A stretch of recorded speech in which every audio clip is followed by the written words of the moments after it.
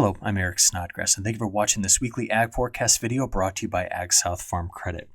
Okay, here's what we're going to do in this video. I've got, of course, some important stuff to be talking about in the near term, just to kind of get you clued in on where I think this pattern is heading for the rest of April. But beyond that, we've got brand new long-range information, and I'm going to do a model comparison. I'm going to talk about my analog years. We're going to put it all together in one big narrative.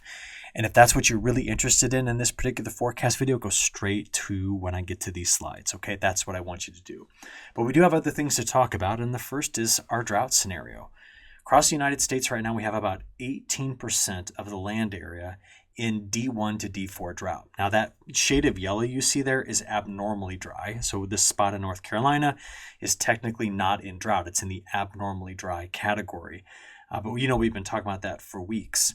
Now, what's impressive about this particular map is how much things have changed this winter. So if you come over here to the Maps tab and slide down to Change Maps, you'll automatically be taken to what happened in the last week. What I want to do is I want to take you back 6 months to look at how much this drought monitor has changed over that time.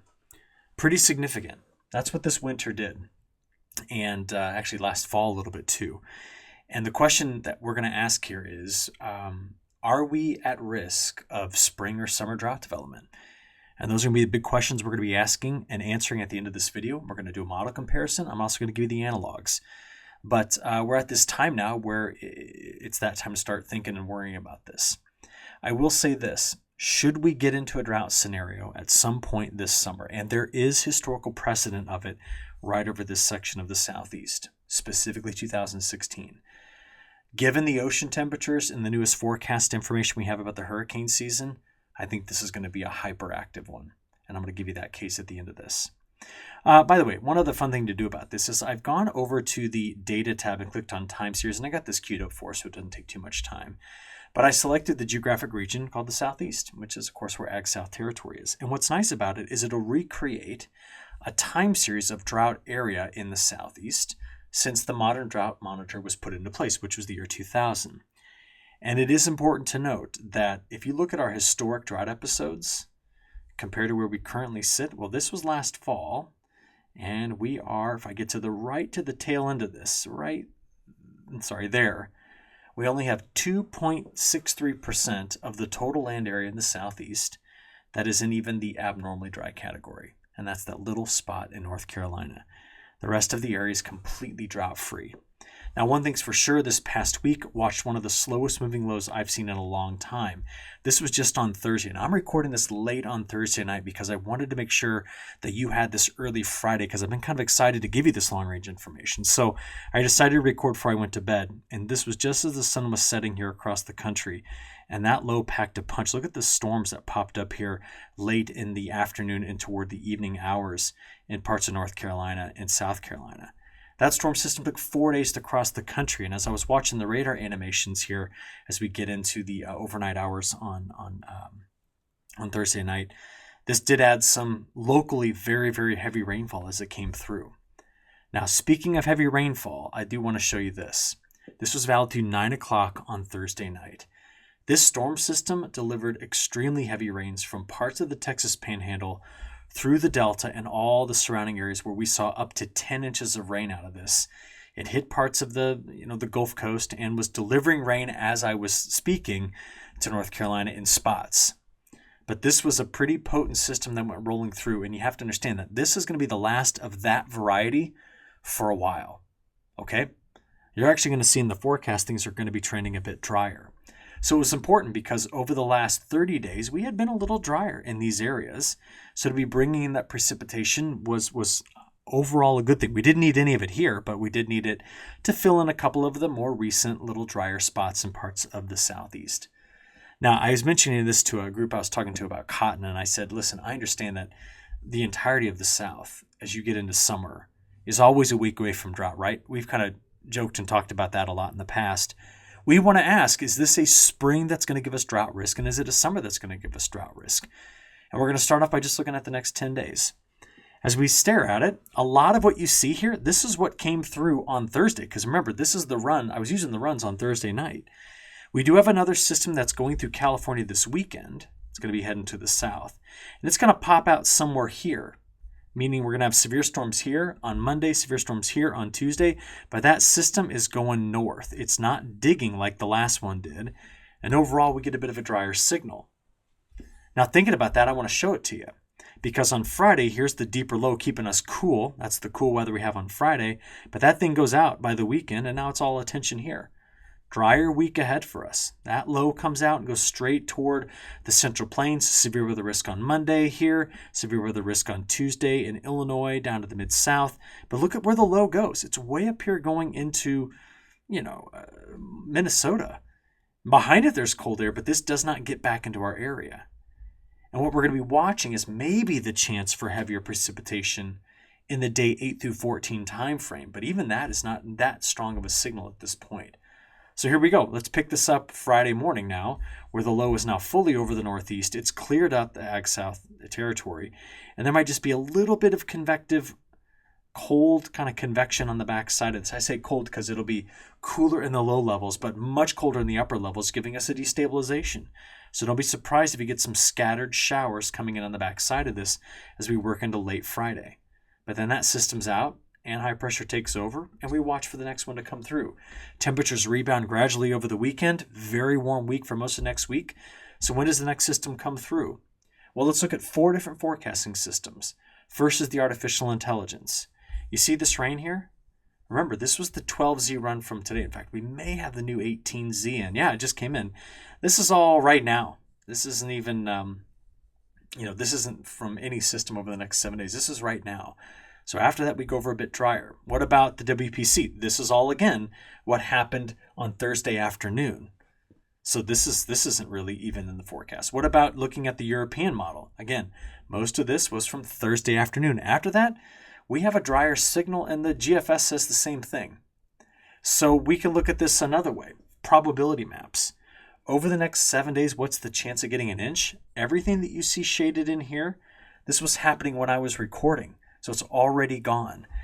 What we're going to be watching for is once we get out there to the 19th, 20th, 21st, maybe we have a system that tries to sneak down here to start to push some moisture toward the east, but it's even not looking that wet over that time frame. In fact, you go out 10 days and look at the chance it's staying under a ½ inch, and a lot of AgSouth territory is in that area.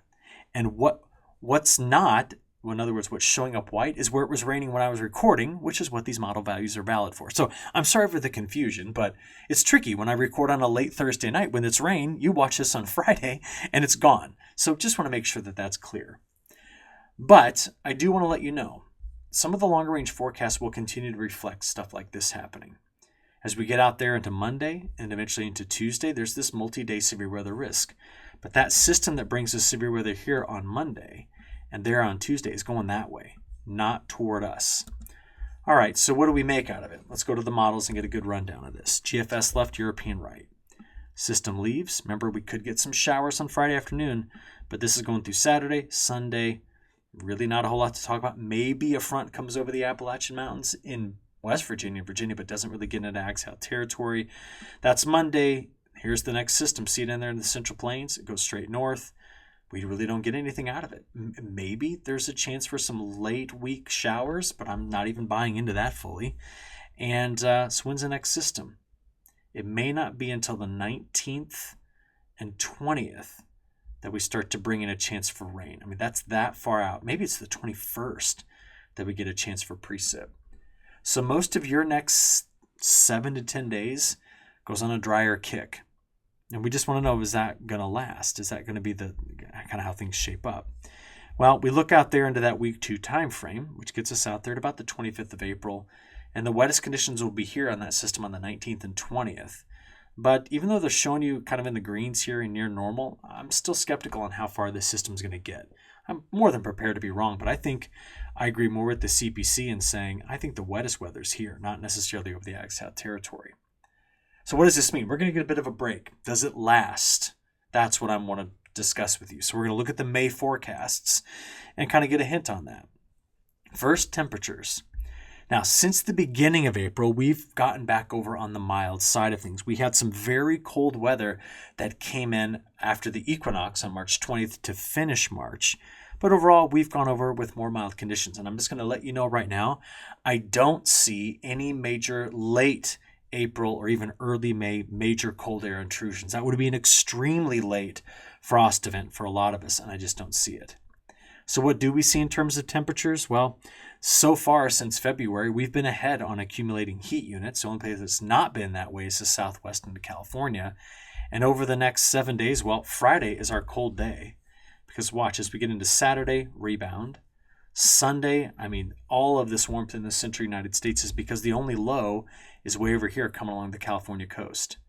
So there's just a big opening up of warmth.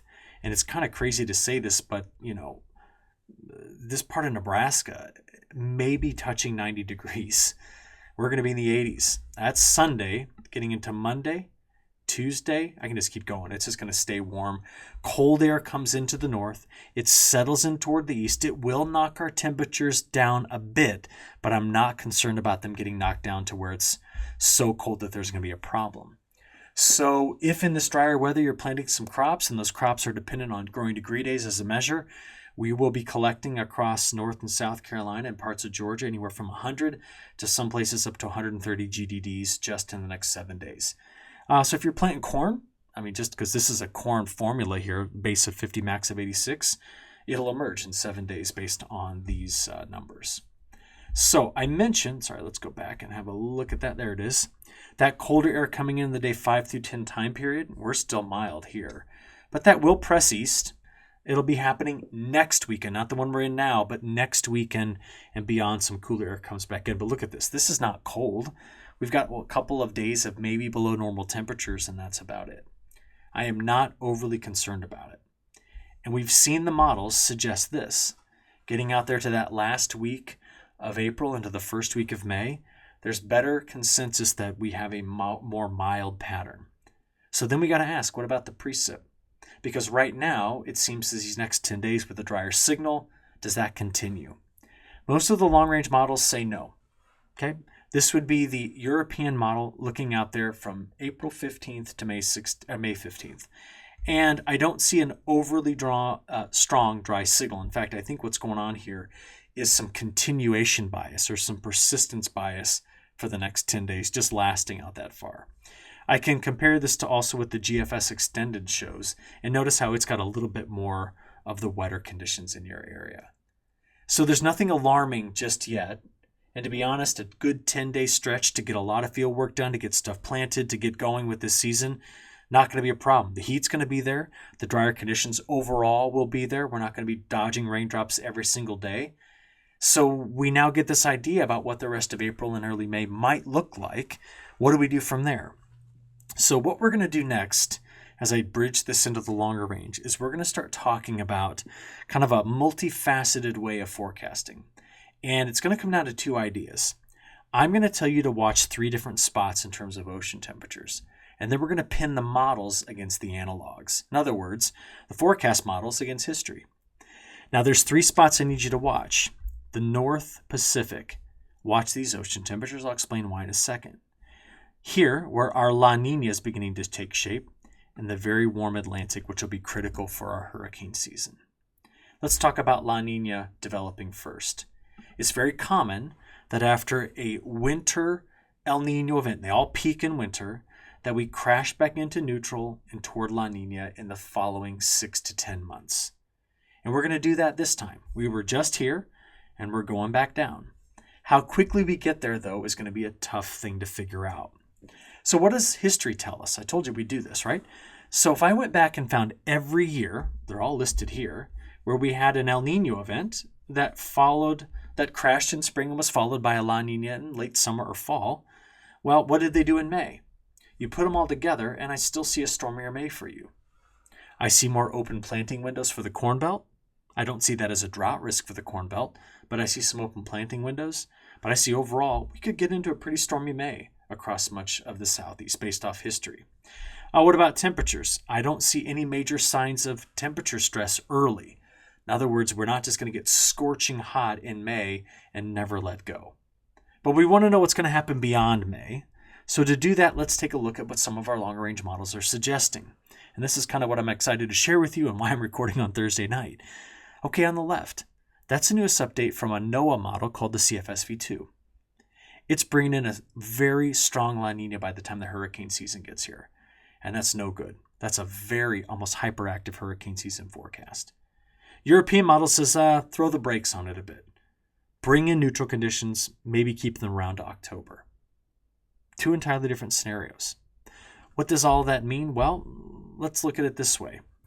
I see that both in the European forecast, which is now on the left, and the National Multimodal Ensemble, which is stuff we run in North America, on the right, that they have a different signal for the transition to La Nina, with the European model being slower and weaker than the NMME. But these North Pacific Ocean temperatures need to be watched just as closely as you watch the Atlantic Ocean temperatures for your hurricane season.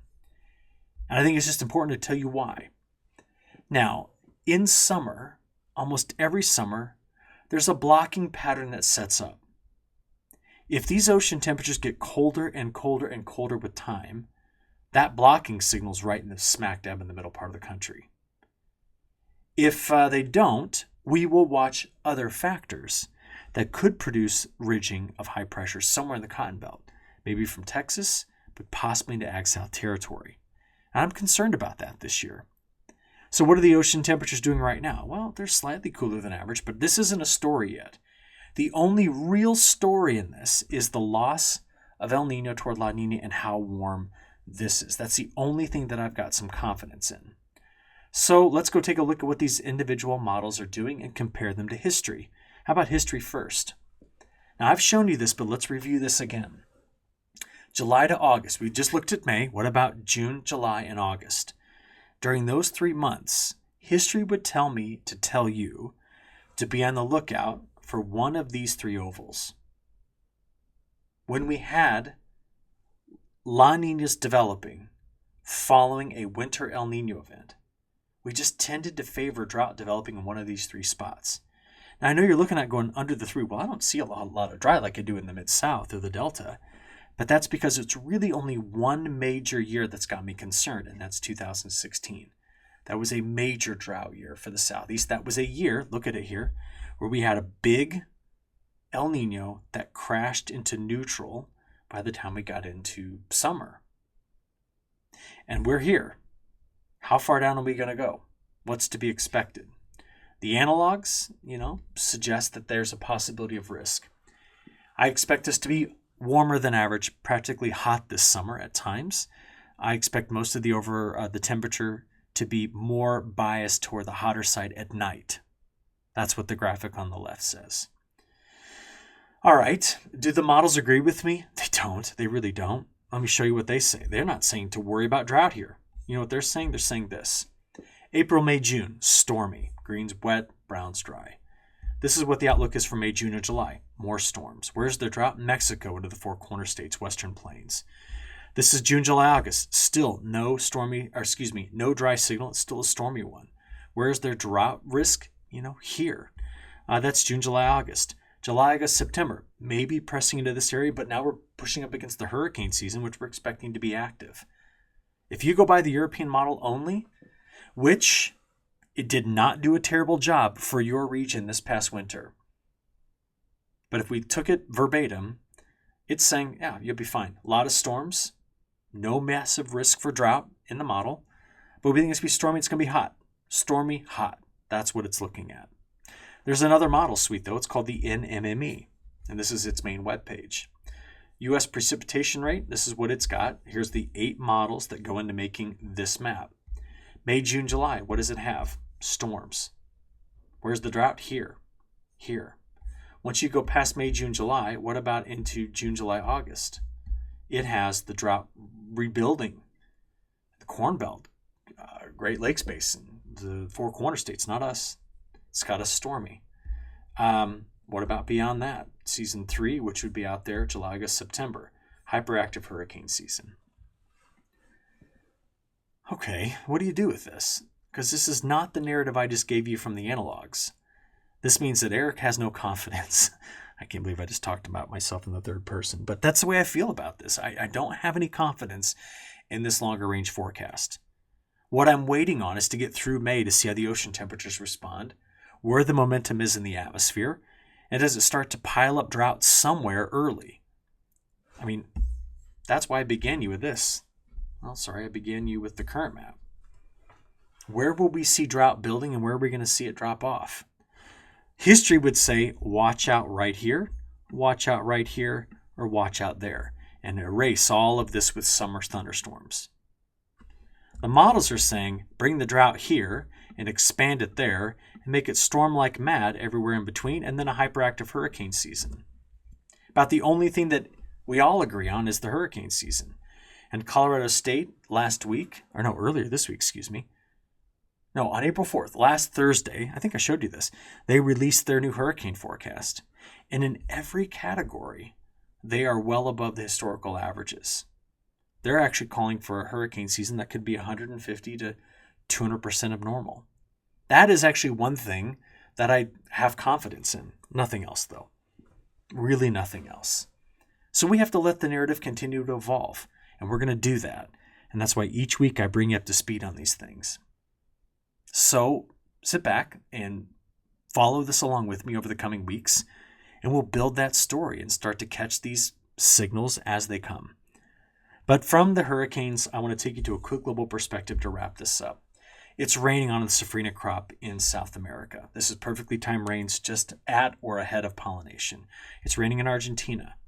We've got rain throughout Europe, except for this part of Western Europe, and flooding rains happening in the desert here in parts of like Iran, Pakistan, this particular region. Wet in China as well, especially along and south of the Yangtze River, and wet along the east coast of Australia.